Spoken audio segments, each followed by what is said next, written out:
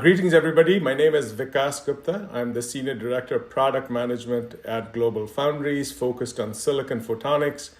Thank you very much for this. This is my third year making predictions for Silicon Photonics. I have two predictions this year. One is just in terms of the growth of the Silicon Photonics ecosystem. And I'm going to put more emphasis on the Silicon Photonics packaging aspect of things. I think there will be a lot more emphasis on silicon photonics packaging and the growth of an OSAT ecosystem. In some cases, maybe non-traditional OSATs that will come in the forefront in terms of taking the packaging lead for silicon photonics.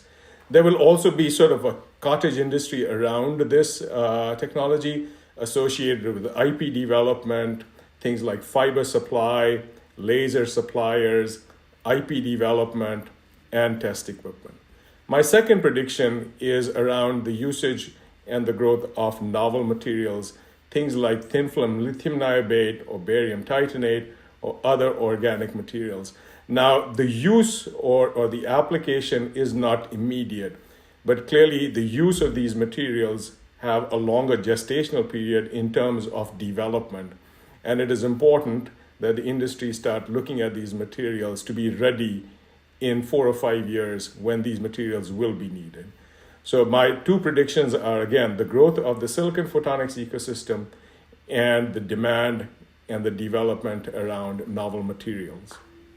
Thank you.